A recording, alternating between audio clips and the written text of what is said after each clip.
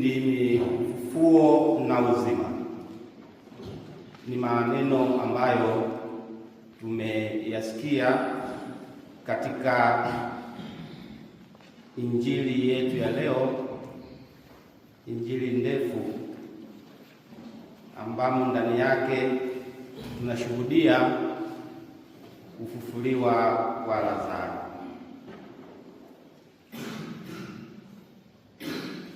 Unaona, hata katika maneno hayo mawili, katika kufufuliwa kwa Lazaro na lile tamko la Yesu, mimi ndio ufufuo na uzima, bado neno ufufuko linasikika.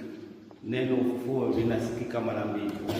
Na hata ukiangalia katika masomo ya leo, wapendwa, ili neno ufufuo au ufufuko limesikika si katika injili tu, lakini pia limesikika katika somo la kwanza kutoka katika kitabu cha nabii Ezekieli sura ya 37 aya ya 12 hadi ya 14, na inatupa picha kwamba mama kanisa ananuia pamoja na mafunuo mengine ambayo anapenda tujifunze, na katika tafakari hasa ya Dominika hii tutafakari zaidi swala la ufufuko.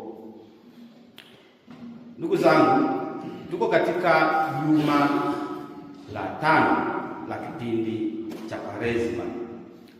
Ni juma ambalo linaandama lile juma kuu la kuadhimisha fungo la mateso, kifo na ufufuko wa Bwana wetu Yesu Kristo. Na kumbe juma moja kabla, mama kanisa anaanza kutuingiza pole pole katika mafumbo hayo tutakayoadhimisha juma lijalo: mateso, kifo na ufufuko. Hata katika liturujia ya vipindi vya sala leo asubuhi hii, wakati tunasali, tumesikia hata lile somo la sala ya asubuhi, masifu ya asubuhi, anazungumzia kuhusu siku fulani, siku ya kwanza, jinsi ilivyo takatifu na tunavyopaswa kuitakatifuza, ambayo ndio Pasaka sasa kwetu, Jumapili, lakini Pasaka sasa kwa namna ya pekee.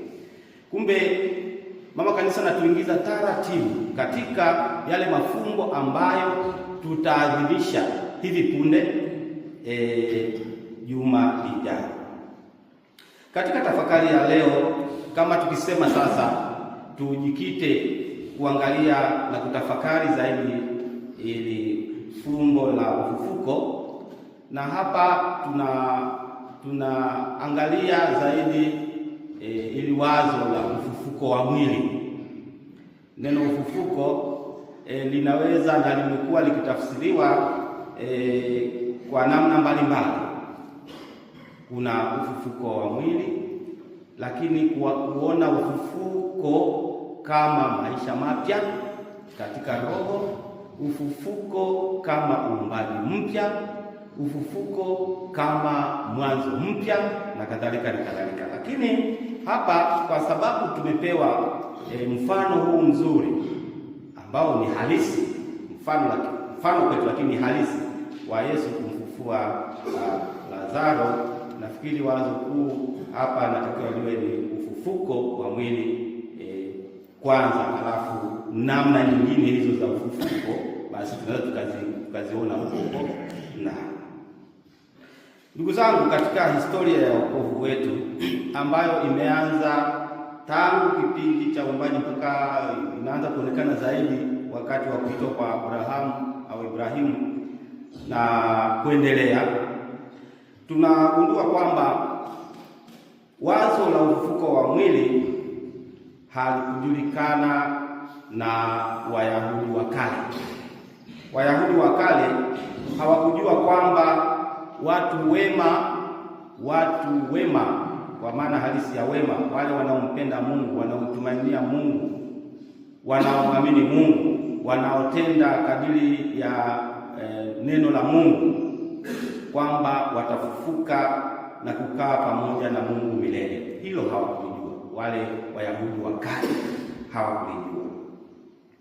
Lakini tunapoendelea na historia ya wokovu, tunakuta kwamba mara kwa mara katika kusoma Zaburi na vitabu vya hasa manabii, wazo hilo linaanza kudokezwa juu ya ufufuko wa mwili.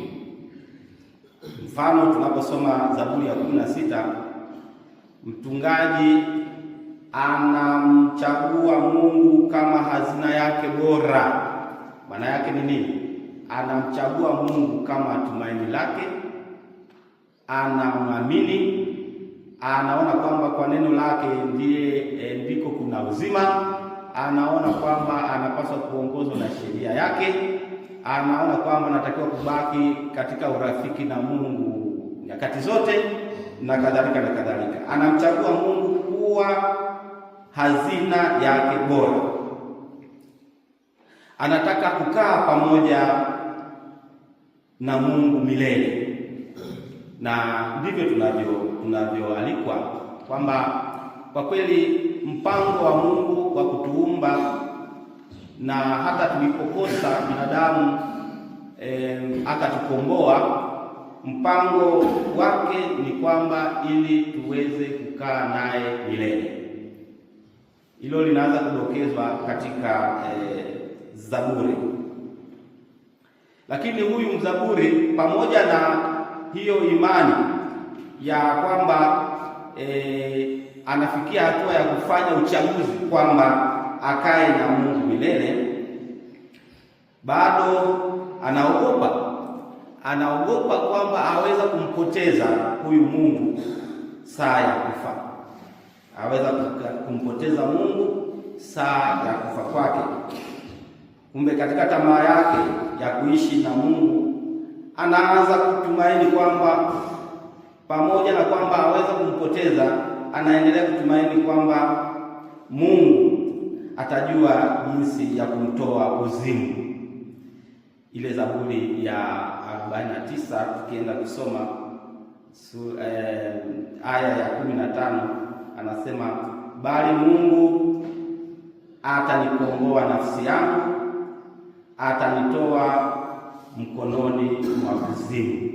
Naona hilo tumaini kwamba hata ajapo kufa na kumpoteza Mungu, lakini inaonekana kwamba Mungu aweza kumtoa katika hatari hiyo, sio ya kufa tu, lakini aweza kumtoa kuzimu. Na hapo unaona ni nini? Ni wazo linalogusa ufufuko, ufufuko wa mwili. Aweza kumtoa kutoka kuzimu hata ajapo kufa.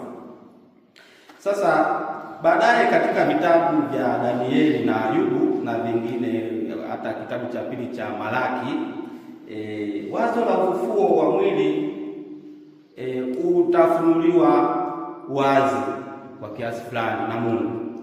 Hawa manabii na wengine wanaonyesha kwamba ufufuo wa mwili ni kitu au ni tendo la kimungu ambalo awezaye kulifanya ni Mungu mwenyewe. Ni Mungu mwenyewe. Sasa baadaye tunaona kwamba Wayahudi wa baadaye wanatolea maneno hayo kwa Masia.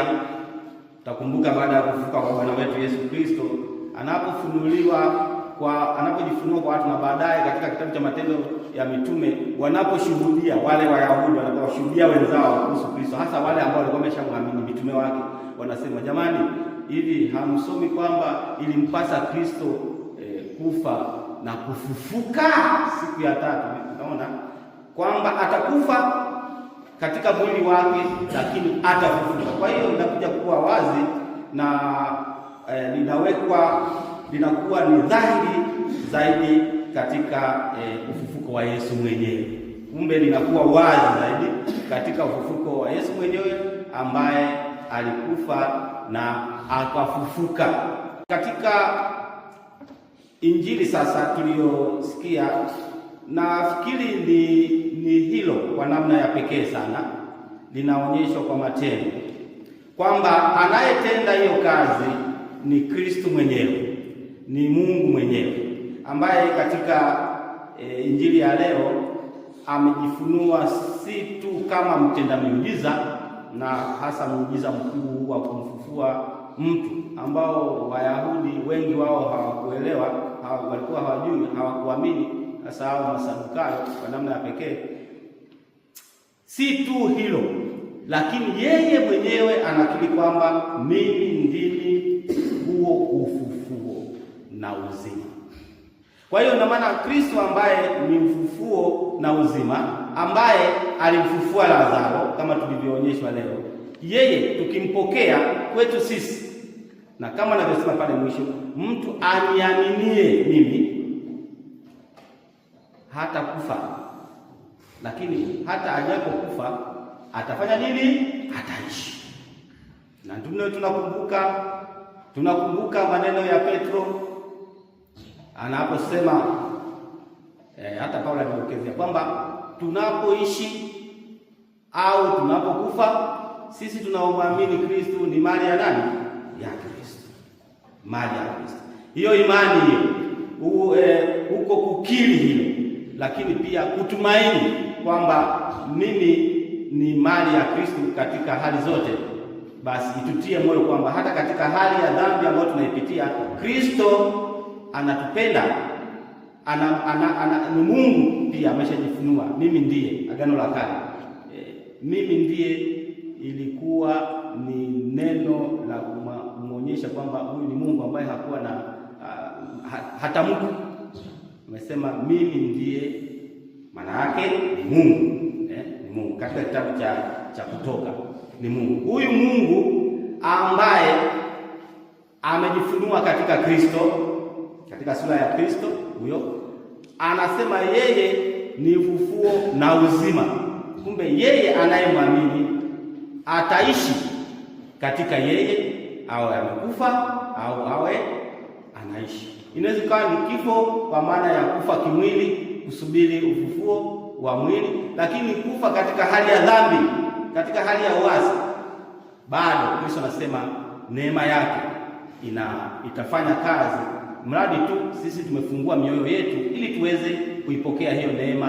Basi tutafanywa upya na Roho wake Mtakatifu tunayempokea, tunayekaa naye, ambayo ametuachia. Basi sasa kitu kinachongojewa kwetu ni ile hali ya kuwa tayari kuruhusu huyu Bwana wa ufufuko afanye kazi ndani yetu kwa njia ya Roho wake, kutuleta katika maisha mapya. Lakini utayari wetu, mambo matatu: kumwamini, kudumu katika imani vizuri, kuishi imani yetu vizuri, kukiri, kushuhudia. Tunakiri kwa kinywa, lakini tunakiri pia kwa namna ya mwenendo wetu mwema, na hasa kipindi cha Kwaresma, vita dhidi ya dhambi, mapambano ya kujitoa kwa ajili ya wengine, pia kwa namna ya pekee kwa kufunga vilema vyetu, kupambana vilema vyetu, lakini kutoa mambo mazuri kwa ajili ya wengine, kuwajali wengine, hasa kwa namna ya pekee wenye shida. Hiyo yote ni kumkiri kwamba wana wa Mungu tunapaswa kuishi hivi, tunapaswa kuishi. Lakini hiyo ya kutumainia hii kwamba katika safari wakati mwingine tunakutana na mambo magumu katika maisha yetu ya Kikristo, tunapambana na mambo magumu ambayo wakati mwingine yanaweza kutukatisha tamaa, kama tunavyoona Mariamu analia. Kwa nini? Kwa sababu anaona amempoteza kaka yake, amekufa, amempoteza. Lakini Yesu Kristo anamtia moyo kwa mazungumzo yale, na anajifunua zaidi jinsi kwamba yeye mwenyewe ndiyo huo uzima, na anatenda kwa kumfufua Lazaro. Anamrudishia furaha, anamrudishia amani, anamzidishia upendo kwa Mungu yule dada na dada yake mwenza yule Martha, na basi familia inaishi katika hiyo hali, na bila shaka waliimarika sana katika imani.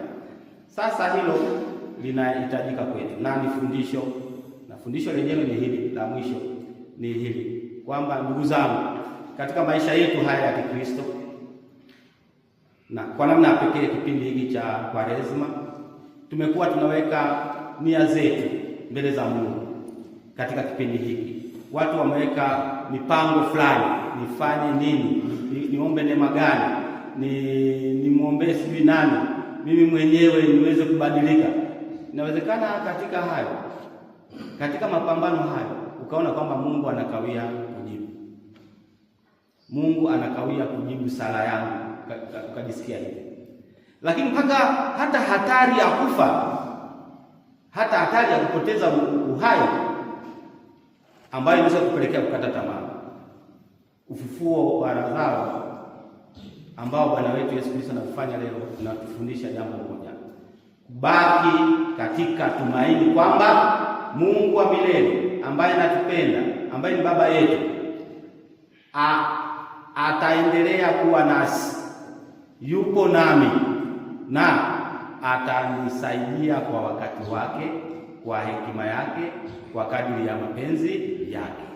Hilo litatupatia amani sana, litatupatia amani sana katika safari ya maisha. Sio kipindi hiki cha Kwaresma tu, lakini katika safari ya maisha ya muamini, akibaki na hilo la kutumaini uwepo wa Mungu katika safari yake ya maisha na usindikizaji wake wa daima katika safari yake ya maisha, hatafika hatua akate tamaa na hata kumwasi Mungu, lakini pia hatafika sehemu akate tamaa hata aweze kujidhuru. Atabaki katika tumaini hilo, akiwa na subira, akijua kwamba Mungu atatenda kwa wakati wake, kwa hekima yake, kwa namna anayopenda yeye. Tuombe neema hiyo tunapojiandaa kumalizia kipindi cha Kwaresma.